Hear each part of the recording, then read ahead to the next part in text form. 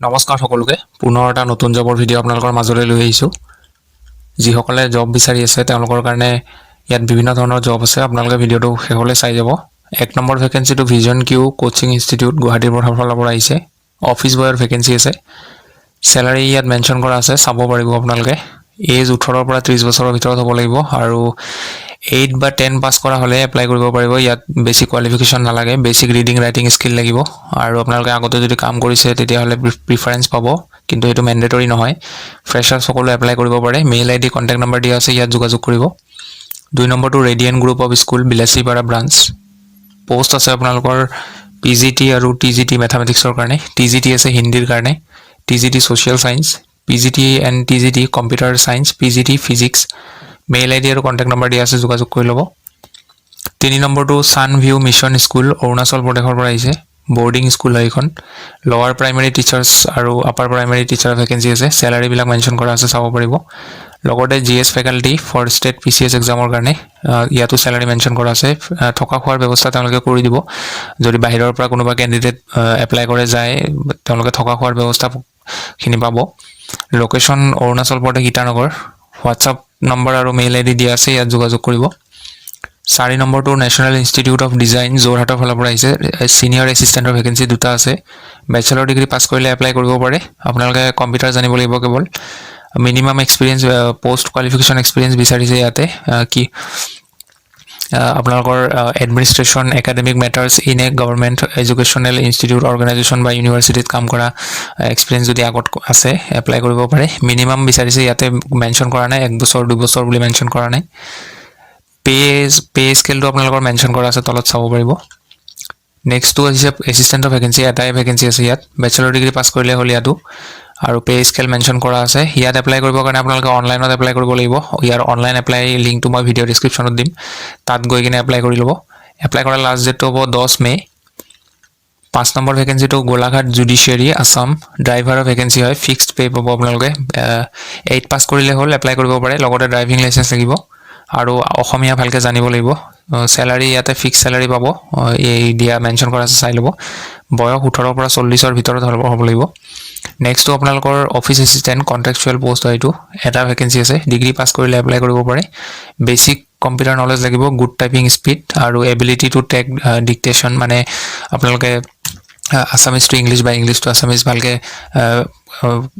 Type কৰিব জানিব লাগিব আৰু prepare files for presentation in the courts file maintenance and processing knowledge salary কিমান পাব মেনশ্যন কৰা আছে 21 ৰ পৰা 40 ৰ ভিতৰত বয়স হ'ব লাগিব এপ্লাই কেনেকৈ কৰিব চাই লওক ইয়াত দিয়া আছে ফৰ দা পোষ্ট অফ ড্ৰাইভাৰৰ কাৰণে যদি এপ্লাই কৰে ষ্টেণ্ডাৰ্ড ফৰ্মখন ফিল আপ কৰিব লাগিব আৰু লগতে সাৰ্টিফিকেট বিলাক জেৰক্স কৰি কিনে আপোনালোকে সেলফ এটেস্টেড কৰি এই এড্ৰেছটোত বাই পোষ্ট কৰিব বা নিজে গৈ দি আহিব পাৰে আৰু এপ্লিকেশন এনভেলপটোৰ ওপৰত লিখিব লাগিব এইটো line application for the post of driver contractual বুলি লাষ্ট ডেট টু 23 এপ্ৰিল হ'ব আৰু আপোনালোকৰ অফিস এসিস্ট্যান্টৰ কাৰণে যদি কোনোবা এপ্লাই কৰে তেতিয়া হলে আপোনালোকৰ ইয়াত দিয়া আছে চাই লওক must appear for a walk in interview আপোনালোকে ডাইৰেক্ট ইন্টাৰভিউত যাব লাগিব এপ্ৰিলৰ 30 তাৰিখে ইন্টাৰভিউ হ'ব টাইম দিয়া আছে 3টা বজাৰ পৰা ইন্টাৰভিউ হ'ব আৰু আপোনালোকৰ যেটো ৰেজিষ্ট্ৰেচন সময় হেতু ৰাতিপুৱা 10:30 বজাৰ পৰা 2টা বজালৈকে চলিব আপোনালোকে 10:30 মানত গৈ পাব লাগিব আৰু এড্ৰেছ আপোনালোকৰ ইয়াত দিয়া আছে office of the district legal service authority Golaghat first floor district judicial courts and office Golaghat আপোনালোকে নিজৰ অৰিজিনাল সাৰ্টিফিকেট বিলাক লৈ যাব আৰু জেৰক্স কপি এটা লগত লৈ যাব next vacancy to Indian Institute of Technology গুৱাহাটীৰ ফালৰ পৰা আহিছে এটেন্ডেন্টৰ ভেকেন্সি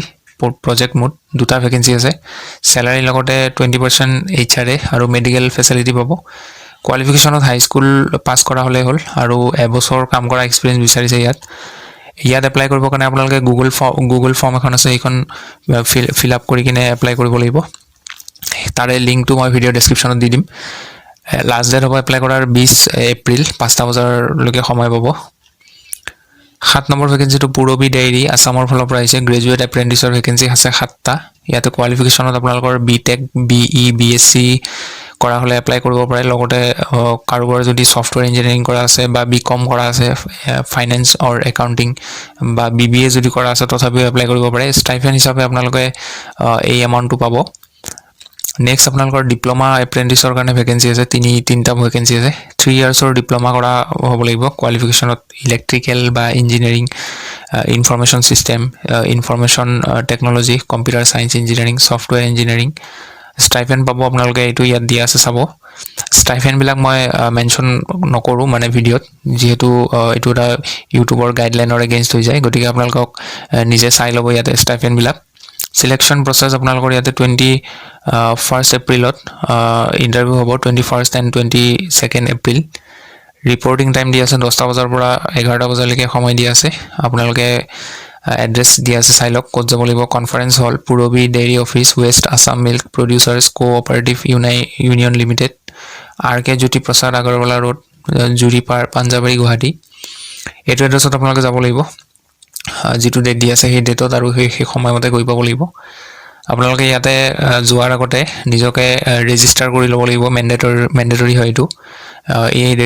ৰেজিষ্টাৰ কৰা যিটো লিংক হয়, সেইটো লিংকো ভিডিঅ' ডেছক্ৰিপশ্যনত মই দি দিম, তাতে গৈ কিনে ৰেজিষ্টাৰ কৰি ল'ব, তাৰপিছতহে ইণ্টাৰভিউৰ কাৰণে যাব। এইটো আছিলে শেষৰ ভেকেঞ্চি। ভিডিঅ'বোৰ ভাল পালে লাইক কৰিব। লগ পাম পুনৰ এটা নতুন ভিডিঅ'ত। আজিলৈ ধন্যবাদ।